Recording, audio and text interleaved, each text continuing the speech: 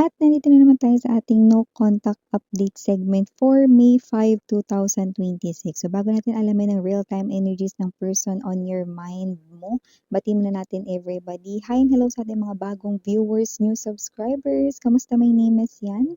Returning is Tambayers. Thank you sa inyong walang sawang love and support for me. Kung di nyo pa alam, pa tayong isa pang channel. Link down below lang sa ating description box. If interested, i-click lang yan para makarating kayo doon. Araw-araw ay nag-upload tayo ng collective readings for all signs there. At yun nga lahat ang gender dito, so babae, lalaki, LGBT, lahat ay welcome. Possible rin dito no, na may mga messages na nag-resonate for you at yung ibang messages ay para sa ibang viewers naman. Kaya naman feel free na i-claim lang yung mga mensaheng kumukonek sa iyo. Pwede mo ring i-pause ang video na to no, for a while para maisip mo no, at makapag-concentrate ka sa person mo at i-resume back mo na lang kapag katapos ka ng isipin siya. Sa mga gusto nang tumambay dito at makichismis, welcome rin kayo mga babes. Atin ang alamin ang real-time energies niya for today, May 5, 2026. So maraming salamat Archangel Michael, Guardian Angels of Collective. Can we get this person's real-time energies? Iniisip pa ba niya si Collective? May feelings pa ba siya kay Collective? Or may plano ba siya na related or may kinalaman kay Collective? Can you please show me any informations, details about this person's real-time energies para sa araw na ito, May 5, 2026? Does this person here still has feelings for Collective? Remaining feelings for Collective? Is this person here still thinking of Collective? Is this person here still has plans sa mind related kay Collective?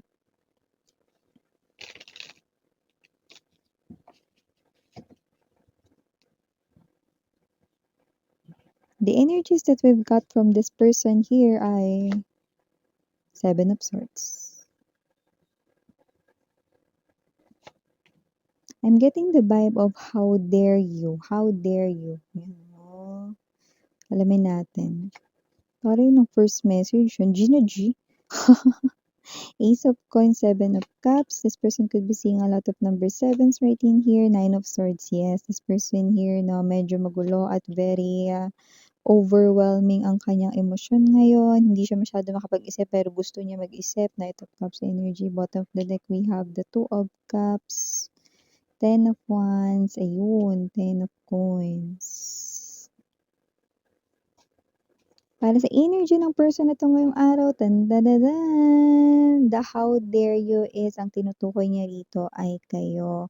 How dare you do this to him or her daw? Yan, paano mo raw to nagagawa rito? This person here with this Nine of Swords energy, this person here ay trying to convince or pakalmahin ang kanyang sarili rito. Sinusubukan niya rito magbingi-bingihan sa katotohanan na no, that with the Ten of Wands, with the Two of Cups energy, na ayaw mo na sa kanya, you know.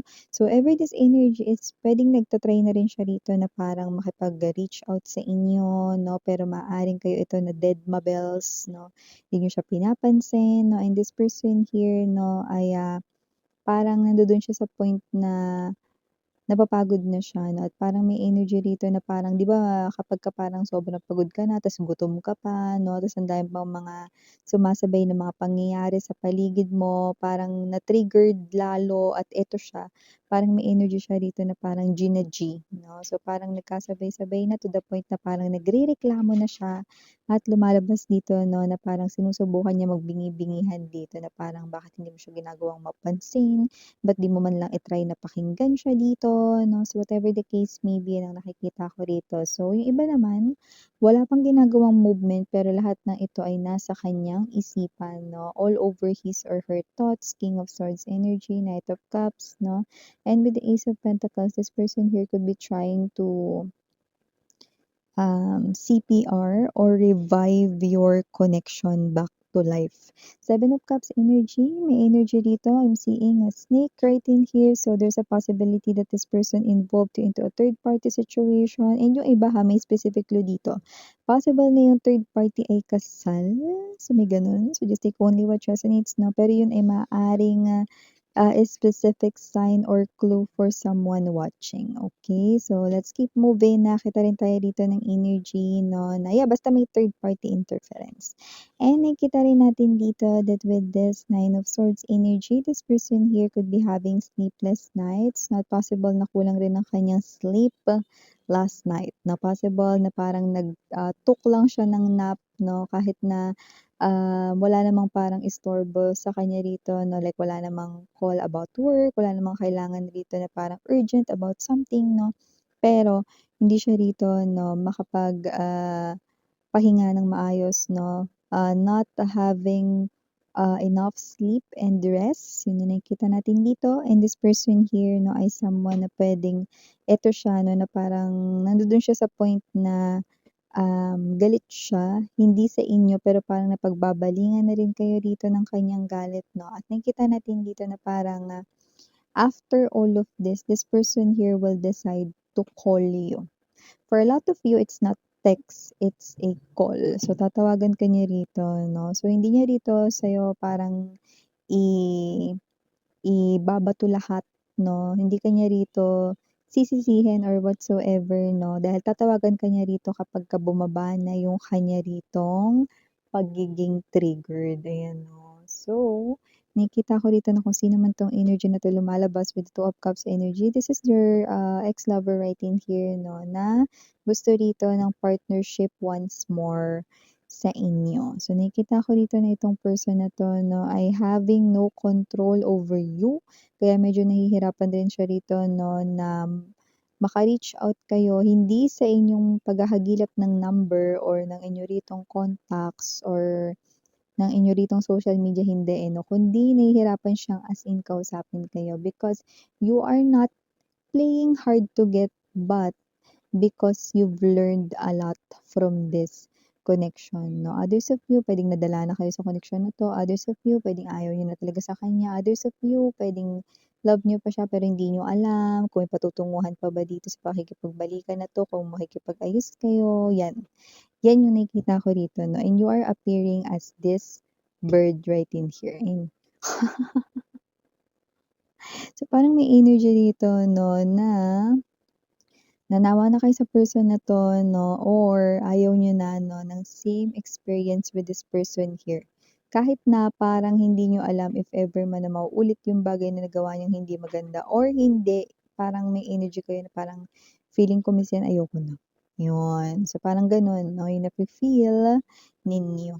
So, nakita ko rin dito that with the Ten of Wands energy, possible rin talaga, 'no, na malayo na ang inyong feelings for this person. Meron na ritong emotional gap, okay, sa inyo na nararamdaman for this person here, 'no. So, kung may mga anak man kayo dito parang, kayo ito na kung gusto niyo sustentuhan yung anak, go, 'yan, 'no. Or kung gusto niyo makita, go, 'yan. Parang gano'n lang. Pero yung as in partnership sa love, parang hindi niyo na 'yun nakikita especially wala tayong age dito, pero yung mga nakita ko dito iba, more likely nasa 30s up, 'yan, 'no, 30s up, 50s, 'yan. Mga gano'n.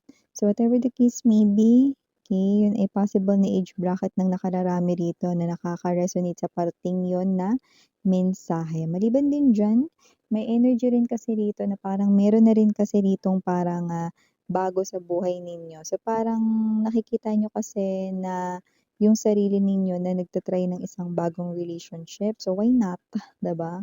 So, nakikita ko naman kung sino yung bagong iyon. Nakikita mo rin talaga yung potential sa taong yun with the Ten of Pentacles energy. Kaya hindi malabo na maging maganda ang inyong relationship at magkaroon ng harmonious connection sa pagitan mo at ng new person sa life mo if meron ditong nililigaw sa'yo or meron ditong nagpaparating ng pag-express ng love for you. Bagong person or kakunik mo na yun, yan. Okay?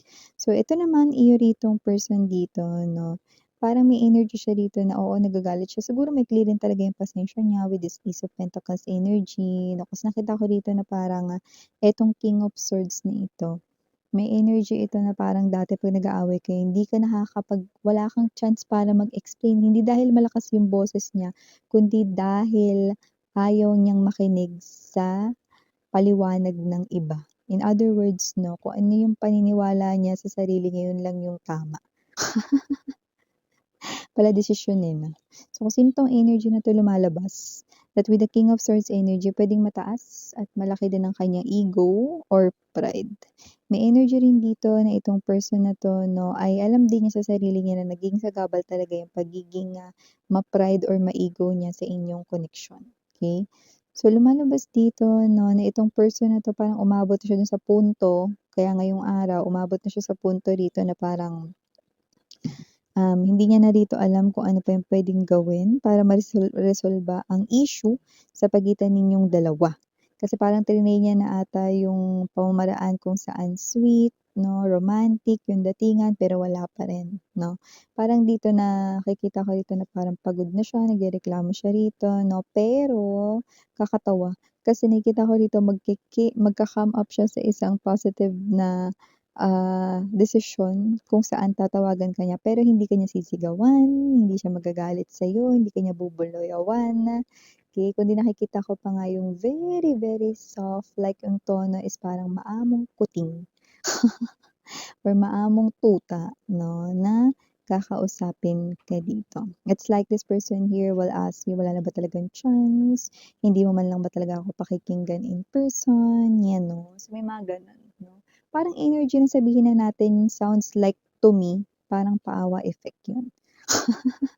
Pero I must say na kung ano man 'yun, wala namang halo na pangbobogo sa inyo 'yun 'no, ibig sabihin hindi siya rito nagsisinungaling dun sa kanyang babanggitin. And nakikita ko rin dito na itong person na 'to 'no ay someone dito na, yun nga, hindi niya pa nakokontrol dito yung temper niya. So, kung sakali man na parang magkakaroon kayo rito ng parang sabihin natin 'no na magkakaayos kayo at magkakabalikan 'no, isa yan sa parang pag-aawayan niyo ulit 'no, yung temper niya na ewan ko. Kasi minsan kasi ang hirap ibaba ng mga tao yung pride nila kasi parang feeling nila 'pag binaba nila nagmumukha silang mahina, gano'n, okey. So, whatever the case may be parang gano'n kasi yung pakiramdam niya. So, lumalabas 'no, that this person here 'no, though triggered siya today, kahit galit siya today 'no, na parang ba't ka ba ganyan, nagmamatigas ka or whatsoever 'no, parang hindi mo daw ikaw yung dati niyang kilala or whatsoever 'no. This person here 'no, nakikita ko rito bago mag-end itong day na ito, this person here 'no, lalambot yan 'no, at may isip niya na tawagan kayo but not, that call might not happen today, pero that call might happen 'no, in the next few days, 'yan 'no. 'Yun ang nakikita ko rito 'no or probably next week 'no, to some of you, 'yan. Okay, basta may isip niya 'yan at the end of the day 'no, bago rito parang siya ay, matulog 'no or bago rito na parang siya ay, matapos 'tong araw na ito 'no, ay may isip niya 'yan, okay, na tawagan kayo. Pero the call will not happen today, but in the next few days. 'Yun, okay. And the tone ay very soft 'no, like sounds like, ng maamong kuting, 'yun. Meow. So, initials, we have here capital letter A, capital letter K, capital letter D, capital letter S, capital letter H, and capital letter G. We also have here capital letter I and capital letter R. For small letters, we have A. For A, maaring ito ay dalawa. We also have here small letter E, small letter R, small letter U, and small letter B, as in boy. So, yun yung mga nakita nating initials dito, but just take only the messages na nagko-connect or may-resonate para sa'yo. At yun nga, if interested for more collective readings for all signs, no, link down below lang para sa ating other channel, Dalnim, which means Goddess of the Moon in Korean, just like the High Priestess. Okay, so yeah, Genim Yuriana only for the girls and Yana do now for the boys.